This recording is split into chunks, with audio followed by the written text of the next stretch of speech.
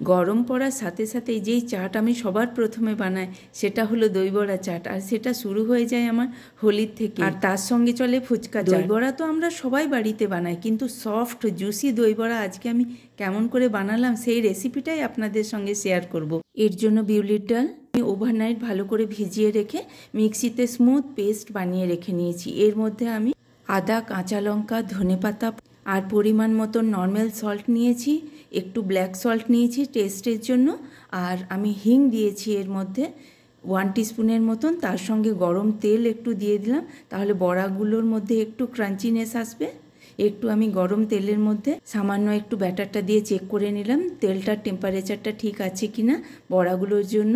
এবার এক এক করে আমি ভালো করে বড়াগুলো ঠিক মিডিয়াম শেপে আমি দিয়ে দিচ্ছি। আমি খুব বেশি বড় বড়া শেপগুলো করিনি, মিডিয়াম সাইজেরই করেছি।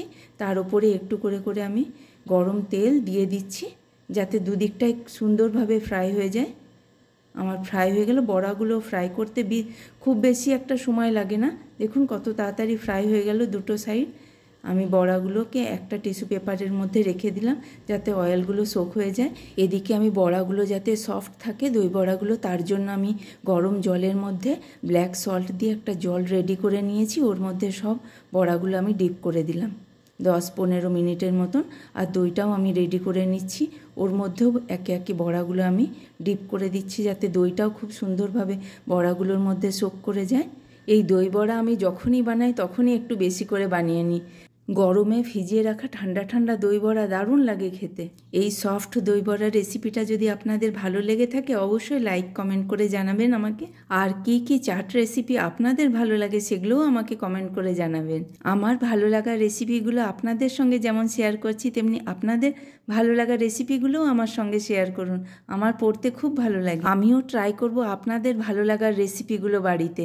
আমার রেসিপিগুলো আপনাদের যদি ভালো লাগে তাহলে পেজটা অবশ্যই ফলো করে রাখতে পারেন। সব দই বড়াগুলো আমি সুন্দরভাবে প্লেটে সাজিয়ে নিলাম। এরপর আমি সব দই দিয়ে ভালো করে কোট করে দিচ্ছি। এর ওপর আমি একটু তেঁতুলের চাটনি বানিয়েছি, সেই চাটনিটাও আমি দিয়ে দিলাম সবার উপরে। একটু খাট্টা মিট্টা টেস্ট আসবে এর মধ্যে। আর এর মধ্যেই আমি ভাজা জিরে গুঁড়োর মশলা বানিয়ে রেখেছি, সেটাও আমি স্প্রিঙ্কল করে দিলাম। আর সামান্য একটু লাল লঙ্কার গুঁড়োও আমি সুন্দর করে স্প্রিঙ্কল করে দিলাম। এখানে দই বড়াটা আমি সাধারণ নর্মালভাবেই গার্নিশ করেছি। এর ওপরে আমি সেও ভাজা দিয়ে দিয়েছি, এখানে বেশি করে খেতে ভালো লাগবে তাই।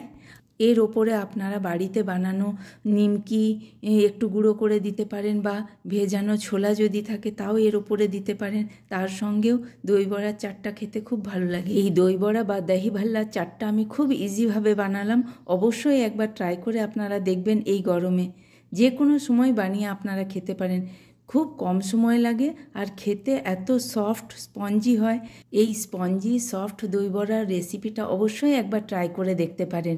রেসিপিটা যদি ভালো লেগে থাকে আপনাদের অবশ্যই লাইক কমেন্ট করে আমাকে জানাবেন, আর পেজটা ফলো করে রাখার অনুরোধ রইল। সবাই ভালো থাকবেন, সুস্থ থাকবেন। দেখা হবে আমার নেক্সট ভিডিওতে।